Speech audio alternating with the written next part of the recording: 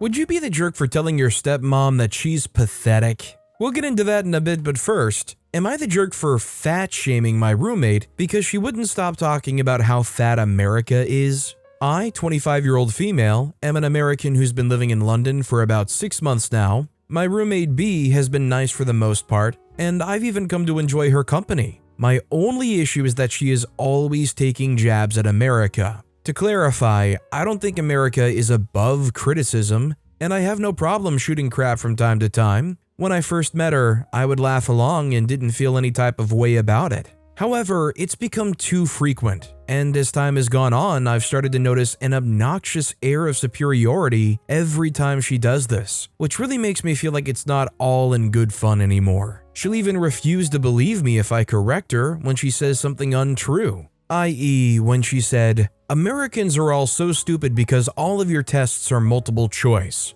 And I told her that wasn't true. She insisted the schools I went to must be different from most schools in America. I've tried to go along with it as I don't want to be an overly sensitive person, but it's starting to get on my nerves. All of my frustrations came to a head last night when she started talking about how disgusting it was that America is so fat, a topic I've heard her talk about many times. I was in a bad mood. I still tried my best to ignore her, but she just kept going. I've always had to bite my tongue when she talks about America's obesity epidemic because B is overweight herself. I finally snapped and stopped biting my tongue and said, "Don't you think this is a little ironic?"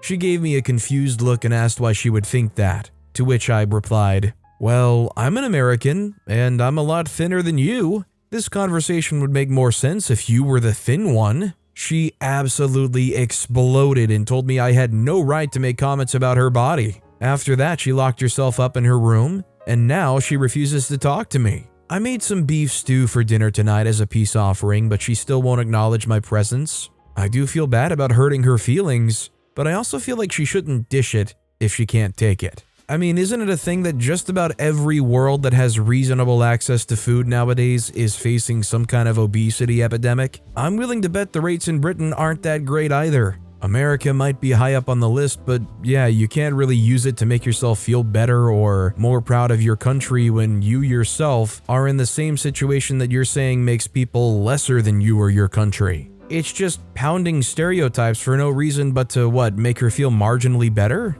Personally, I don't blame OP. Also, hi, I'm Steven, and if you guys enjoy getting to decide whether or not all of these people are jerks, why not hit those like and subscribe buttons down below? That said, our next story is, am I the jerk for telling my boyfriend that if he doesn't come to my family's Christmas Eve, I won't go to his family's on Christmas? So the holiday season is upon us, and this all started on Thanksgiving Eve last week. I, 27-year-old female, overheard my boyfriend, 28-year-old male, of a little over a year telling one of his best friends that he would continue his tradition of going to her family's house for Christmas Eve dinner this year, and that I wouldn't be coming because it's the most important night for my family. My family does the Italian tradition of presents and the big meal, homemade manicottis, Christmas Eve, then we still celebrate on Christmas Day, just less and no presents. The plan last year was for us to see my family on Christmas Eve and his family on Christmas Day. However, plans changed when I found out my family got COVID, so we went to his mom's for her party and dinner Christmas Eve, and then celebrated with his family on Christmas Day. Went to his mom's house in the morning, stopped by my apartment for a couple of hours, then went to have dinner with his dad's family. It was obviously not a great Christmas for me, and I had to sit awkwardly during multiple sessions of present opening and traditions I wasn't a part of. They did their best to include me, but it was so last minute. I'm thankful I could be with them, but I missed my own family. I assumed that this year the plan would be similar to what we originally intended last year, but apparently he expects to not see my family, send me to my parents without him while he has dinner with his friends' parents, and then for me to go all around to his family's events on Christmas Day. He offered to come earlier in the day on Christmas Eve, but we don't do anything until dinner and after. So I told him that if he doesn't come to my family's Christmas Eve, I'll stay with my family for Christmas Day too. I'm not ditching my family for his when he can't ditch his friend for mine. My plan would mean us spending more time with his family than mine, and I thought it was a good compromise. If we didn't live together, it wouldn't be such a big deal, but I think we're at a stage in our relationship where we should spend Christmas together. So does that ultimatum make me a jerk? Personally, I don't think this makes OP the jerk because it's unfair for him to pick his friend over his partner and then expect you to make sacrifices to accommodate for that. I mean, I'm just confused how it went from being a totally okay thing last year to all of a sudden being a necessity that they always go to their friend's house on Christmas Eve every time. This post clearly wasn't getting too into that side of things, but it feels like there's more than let's on here. Our next story is, am I the jerk for telling my girlfriend it's weird to do yoga naked when her family is here? My girlfriend, 23-year-old female, and I, 21-year-old male, have been dating for a few months. She shared her interest in naked yoga, which initially weirded me out, but I grew okay with it as I really liked her. During a few weeks of staying at her place, she did naked yoga every morning.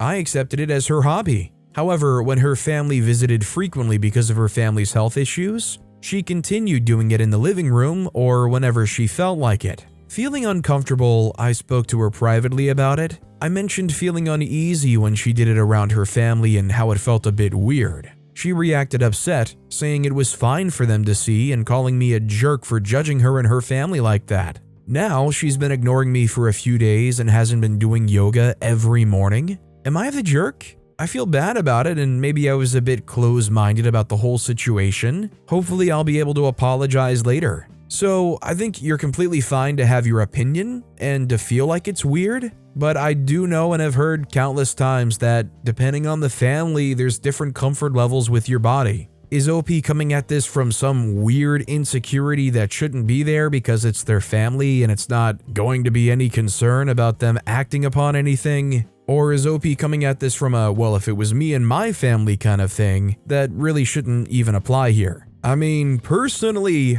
I would never even approach anything like that, and admittedly, it would make me feel pretty weirded out too, because, yoga, this isn't just various degrees of clothing or no clothing around your family. I mean, you're really posing and going for it in yoga. I mean, more power to them if they're all comfortable with that. It's just a level of closeness with your family members I would never personally aspire to have. Our next story is, am I the jerk for telling my wife's cousin she can't have it both ways? I want to get along with everyone, but my wife's extended family is full of some really bad people. They're perfectly nice to everyone to their faces, but no sense of morals. They're the kind of people that think scamming and stealing is a legitimate way to get ahead in the world and an accomplishment. For example, one of my wife's uncles chose gaming over working during his marriage, and when his wife divorced him for cheating on her, he won alimony and half of her money, which totaled over $500,000. After he got it, he bragged and everyone congratulated him on becoming financially stable.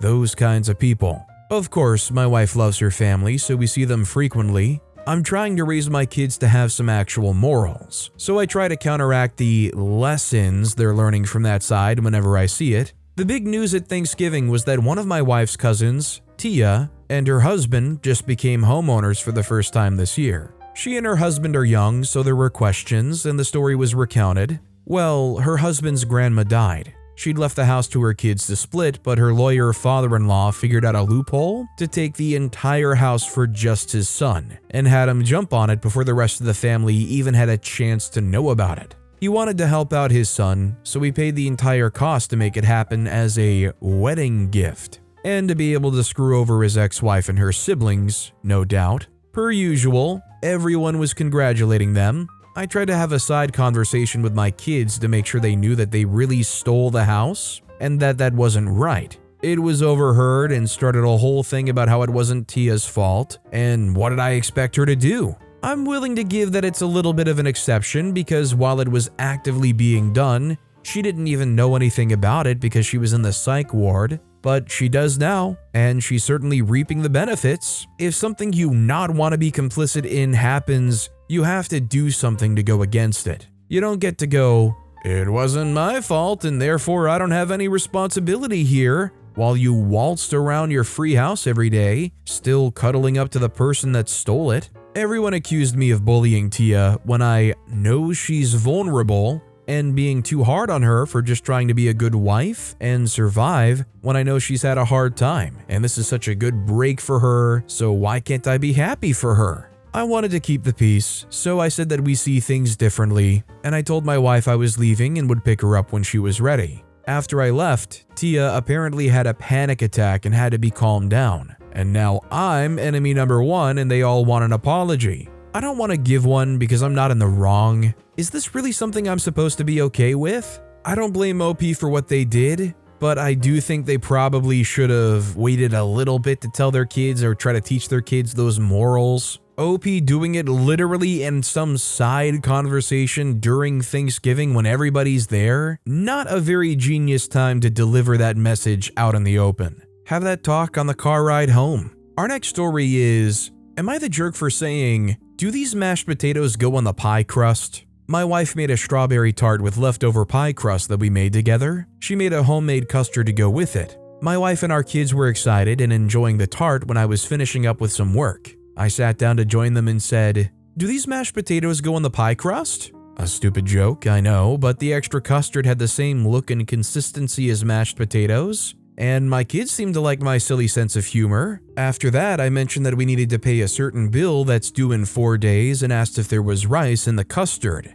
My wife got angry with me and started throwing insults at me and dragging up years-old grievances, such as when I mentioned that deep-fried food is unhealthy when she made fried chicken for dinner one night. My wife has remained angry the whole evening, saying that I poured water on their fun with the remarks I made. It was just a stupid joke based on an observation. I wasn't criticizing my wife's effort or the quality of the food. I wasn't trying to hurt her feelings, but she is upset. And she's also shocked that I can't understand why she's upset. So, am I the jerk for saying, do these mashed potatoes go on the pie crust? I'm thinking the issue here is not necessarily this comment in itself, but that it's part of a long list of comments. Her airing her grievances kind of indicates to me that maybe when she puts in some effort to make something nice, it's just always some attempt to bring it down or do some zinger that doesn't really land that well anyways. I mean, maybe they were having a rough day and the lack of just appreciation for their attempt at making something nice, combined with enough history that she can even air grievances like that,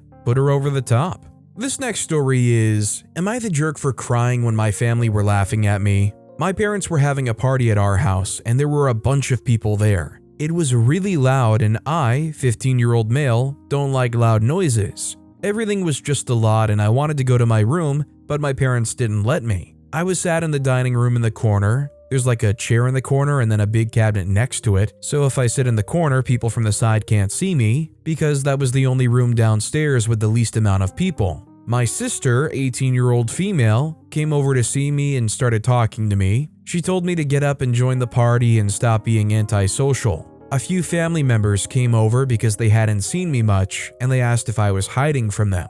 They told me to come party with them, and they started asking me weird questions like if I have a girlfriend or if I have a crush on a girl. They started laughing at me and making jokes about me not having a girlfriend, even though I don't want one because I think all of that romantic stuff is gross. I started crying because they were all laughing at me and everything was just really loud. They all walked away and my sister shouted at me because she said they were only joking. But I don't understand how it's a joke. I don't get most jokes though, to be honest. My mom and dad said I made everyone uncomfortable and I'm too sensitive, and my sister said I'm a jerk because they were only joking and that I should grow up.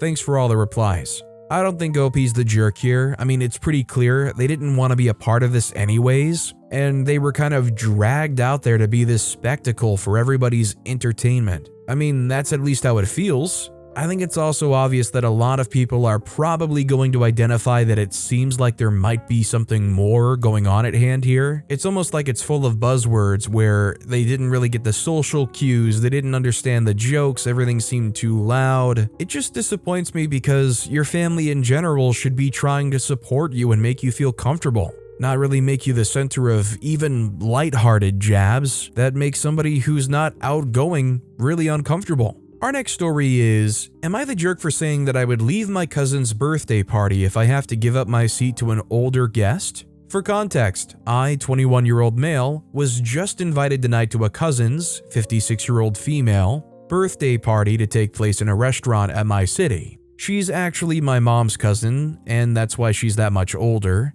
I wasn't originally invited because of the size of the venue, but the location changed and now I am invited to go. It's important to notice that my cousin has this conception of kids to anyone who is younger than 30 years old approximately. So I would be considered a kid on her party, even though I do drink, dance, and share with others that are not actually my age but family still. Now, I was invited to go to the party, but as my mom said, there is a little condition in case I go. It would be that if any other guest who is older than me comes and does not have a seat, I must give them my seat at the table and spend the night standing. It is important to notice that the party includes dinner, so I would have to most likely stand while everyone is eating and chatting. The reason for this whole issue is that my cousin only booked for 50 seats, but will have more than 50 guests, and me being a last-time guest would have to be under those conditions. The first thing I told my mom when she told me that was that I wasn't going, but she might need some help to keep an eye on my dad for some out-of-context circumstances related to medical issues that doesn't allow him to fluently communicate. After listening to that, I said that I would think about going, but that if I had to spend the night standing because of someone else wanting my seat,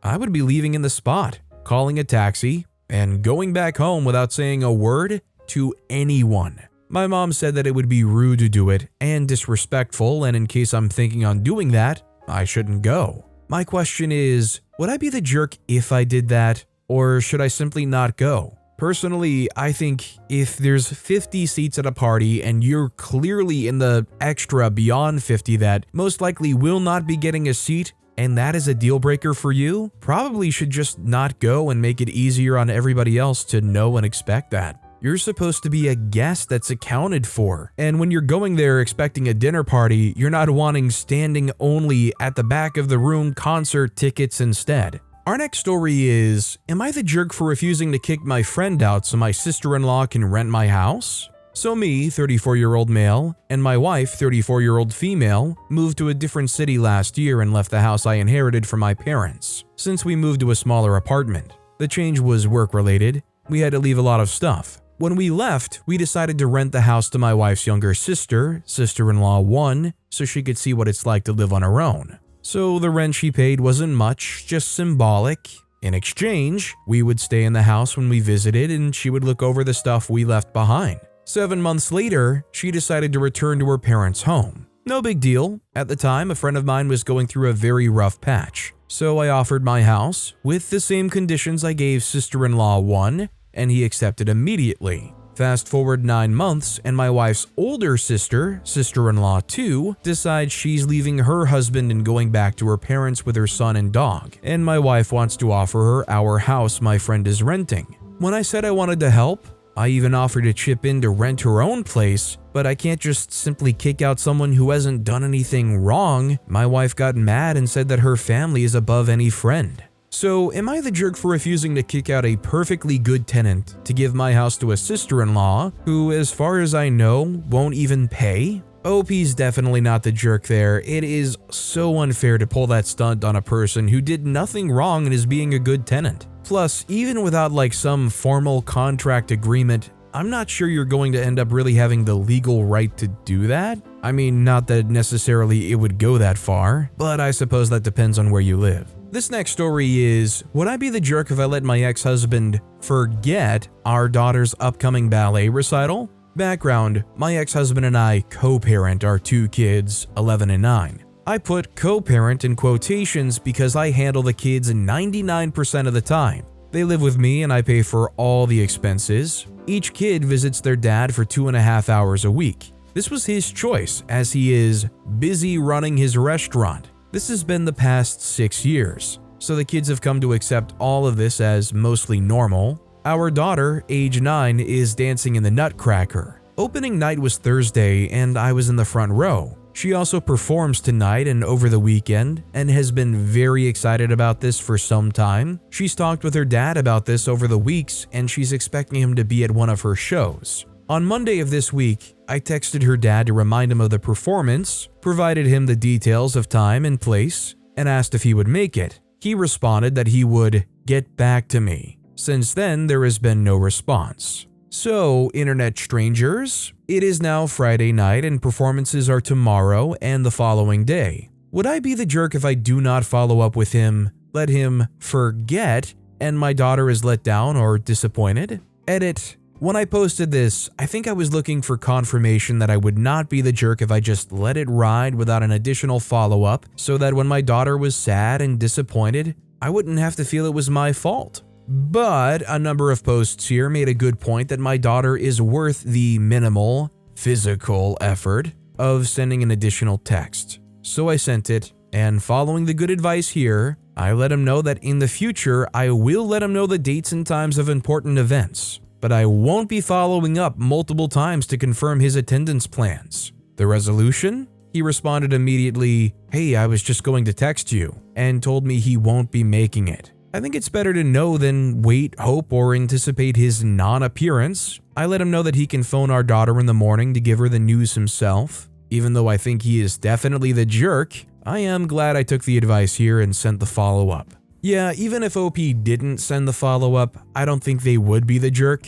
I do agree though that it would ultimately be for the best to just suck it up and remind them for the sake of the kid. Although there's a lot of frustration behind it, it really does kind of fall under the 5-minute rule, where if you're walking around or you remember something and you have free time and it takes less than 5 minutes, just do it, get it done with, and usually you appreciate yourself more for having done so. Our next story is, am I the jerk for not wanting my in-laws to hold my newborn because they were in sweaty gym clothes? My in-laws came straight from the gym to see my 2-week-old newborn, and after they left, I mentioned to my husband that I didn't like them holding our baby while in gym clothes, but I didn't know how to tell them delicately. Today, they came over once again in sweaty clothes straight from the gym, and my husband asked that they change so we can prevent our baby from getting sick. My mother-in-law said that it was ignorant on my part to think she would get sick, and that she felt uncomfortable with those kinds of restrictions I've given them. I'm having a hard time letting go of this interaction. On one hand, I understand that it may seem like an exaggeration to other people, but regarding my daughter, I feel whatever I ask of them should be respected. I definitely don't think OP's the jerk here. I think, in general, your kid or not, you don't really want to be around somebody that's super sweaty and just got back from the gym, unless it's your partner and you're kind of expecting it. I mean, you want to come over for any kind of social event? I get it. Hey, you're coming over and you're stinky and smelly sweaty from the gym? Bring a change of clothes and I'll even let you shower. But you're definitely kind of the jerk if you're expecting to show up and socialize while you're still ripe from the gym, let alone trying to hold someone's child. Our next story is, am I the jerk for wanting to tell my sister-in-law I don't want to watch her kid anymore? I, female 28, am with my fiance, male 28, and together we have an almost 2-year-old. When my sister-in-law, 32, had her child, I offered to watch her child while she got back into work, because I understand it's hard leaving your small baby in a daycare.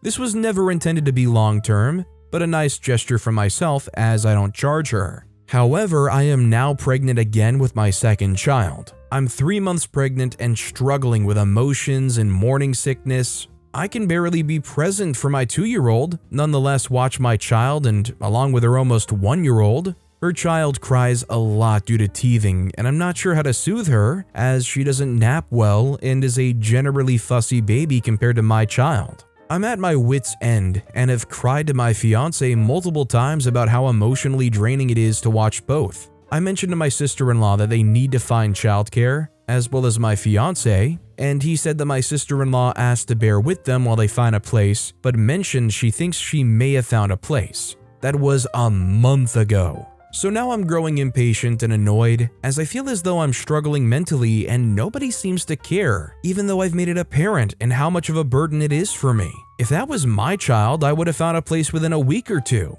However, I'm at a loss of how to bring it up again without appearing rude, and my fiance says to be patient as he's sure it's almost done, but I argue how he would know that when there seems to be no end date in sight. If I bring it up again, am I the jerk? Should I wait another month? Help.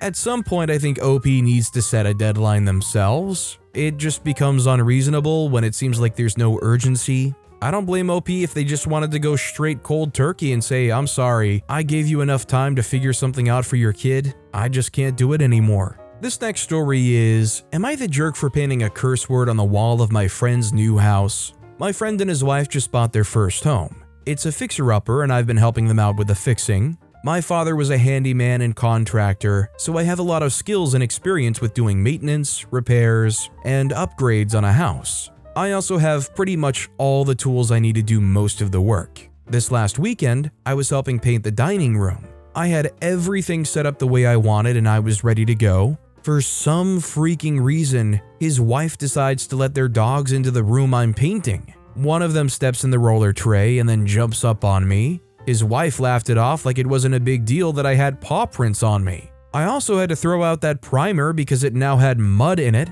I had told them both to let me do the work in peace. After I prepared a new tray of paint, I wrote the word freak in huge letters on the wall, in primer. For those of you who may not know, primer is the coat of paint that you put down before the actual paint. For lack of a better word, it sticks to the wall better, and when it dries, it creates a better surface for the paint to stick to. His wife saw it and freaked. She said I was drawing profanity in her house. I told her it was primer and to stay out of my way. I then finished the job and went home. My friend called me and said that I'd really upset his wife with my childishness and that she would not let me back until I apologized. I asked him what I was apologizing for. He said that I wrote a curse word on his wall. I asked him to provide a picture. He said he couldn't since I'd painted over it. I asked what the problem was since the word wasn't there anymore. He said that I needed to apologize. I said that him wanting me to apologize was in no way the same as me needing to apologize.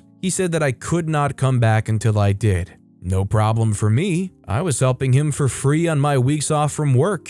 He called me 2 days later and asked if I was coming to finish painting, since I would be away at work for 3 weeks. I said I wasn't ready to apologize yet and maybe I would when I got back. I probably won't. Now she's telling everyone that I'm a crappy person for leaving a job half finished. I tell everyone who asks that I was working for free and that they told me to not come back. Now there's a big fight in our friend group between the people who think I should keep the peace and those who think she's being an entitled whiner. No one else is volunteering to help at their house, and now either they have to half-butt the job or pay someone. I'm getting heck for that too. Am I the jerk?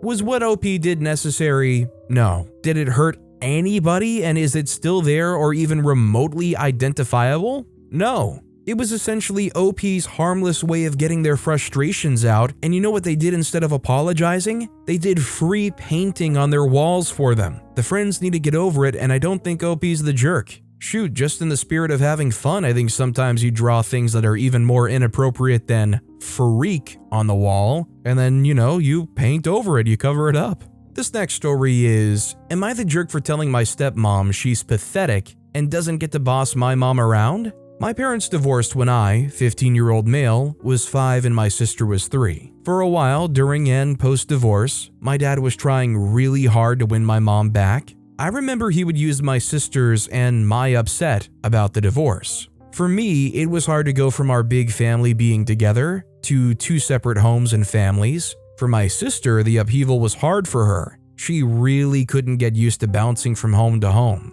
Throughout all of that, Mom did her best to shield us, and even though she must have hated my dad's guts for all the stunts he pulled, she kept some photos of him and our family from before up in the house. My sister and I felt reassured seeing them. Even though she didn't remember those times, I think it made her feel a little more okay with how confusing it was, and Dad only made it worse. Dad gave up on them getting back together eventually, and he insisted that everything we had at his house be from him, and not Mom, and we could not have photos of Mom in the home. I was 8 when he met my stepmom. I'm not sure how soon she found out that Mom still had photos up of before, but it became a huge deal for her. And she told my mom she was not allowed photos of her man in Mom's house. My mom remarried when I was 10. We have a few photos of my stepdad's ex-wife at home, and some from when he was married to her and my step-siblings were young. This is especially important to them because their mom is terminally ill with a condition that made her unable to take care of them. I think it's something to do with her brain. There are still photos of Dad at Mom's too. I'm less into it now that I feel worse about what dad did, but my sister still feels comforted by them, and mom always says that he still is our dad / our family, and she wants it to be as much our home as it is everyone else's who lives there. The wall where these photos are is where mom takes a lot of our back to school photos. My stepmom found out they were still up and went nuts on my mom a few months ago. She told mom she had to do what she says, etc. It was insane. My mom told her to mind her business, and if she stays out of her home, she doesn't have to see or worry about them. My stepmom went on a rant about mom a few days ago, and she was like, "How dare your mom not do what I tell her and take the photos of my husband down?"